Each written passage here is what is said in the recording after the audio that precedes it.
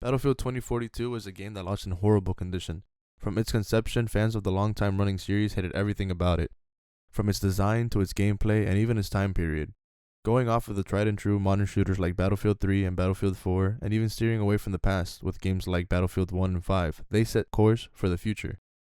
The future of the Battlefield series was one I personally didn't have any issues with at first, from players encountering bugs where jets don't take any damage, teammates can't get revived or show a different color signifying their enemy when they're actually on your team when you check the leaderboard, to the unbalanced mess that came with vehicle warfare, and so much more. I remember when 2042 was first announced, and I was super excited. Being a longtime fan of the Battlefield series, and this Battlefield being the closest we've gotten in recent years to anything modern, was, at the very least, refreshing.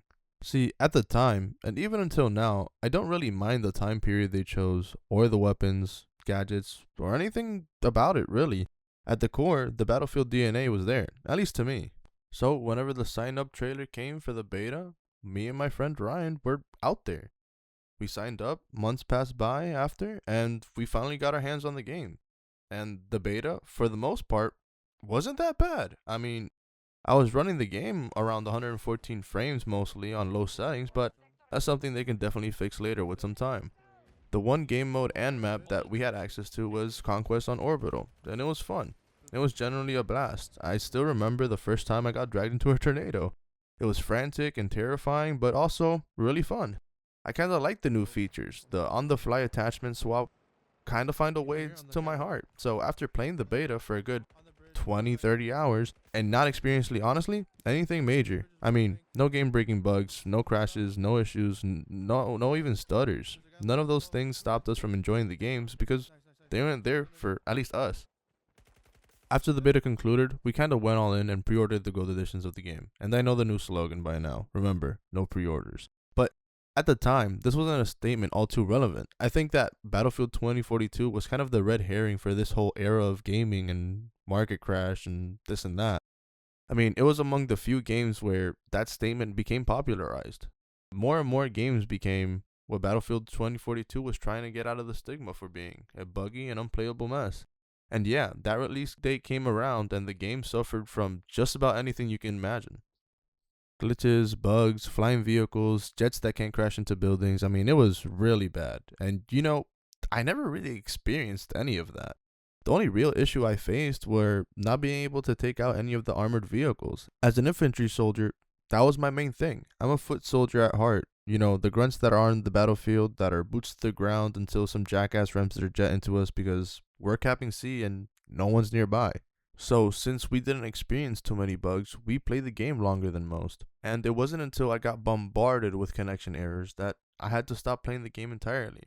I mean, it was a huge issue. I remember how content creators like Jack Frags covered the return of 2042, and at the time, I couldn't even participate.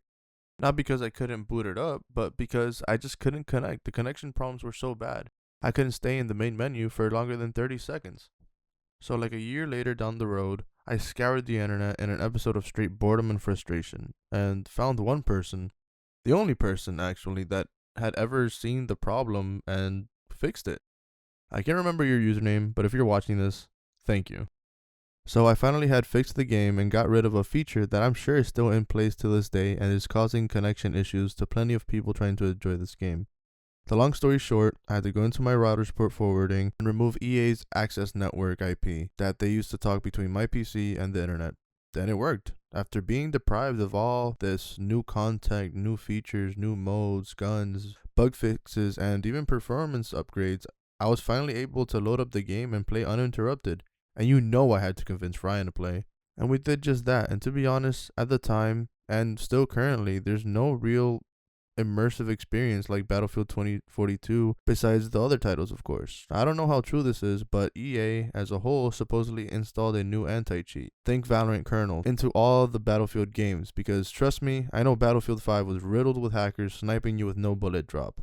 Months go by and we keep playing Battlefield, unlocking new weapons because at the time, we were kind of level 12 before we left, and the game, for all intended purposes, was fixed. It's in a great state last I played. No hackers, no desync, no game-breaking bugs. The class system from prior series got reintroduced. It sounded like they were listening to the fans and giving us what they wanted. They even reworked the day one maps and adjusted the game flow. At the end of the day, Battlefield 2042 was a marathon for EA, DICE, and everyone supporting it. It left a bittersweet taste when they announced that the game they finally fixed and had to keep on life support all this time will have no more seasons going forward. And to be honest, it's a mixed bag of emotions. I'm happy that they're moving forward to the next game because while I enjoy 2042, I would personally like to see another stab at a closer to home modern era shooting game. Or, shit, some cops and robbers. That was fun. But realistically, EA and even DICE have lost all faith from the Battlefield fans, and I pray that the next game they get to produce are great again, because honestly, I don't think they can afford another flop. To finish off, there isn't an experience quite like Battlefield in any other game franchise or series, and it's something I generally miss from the gaming space. There will always be a hole in the gaming genre, and personally my heart, without a Battlefield series to get immersed into. With that being said, thank you all for watching, have a great day, peace.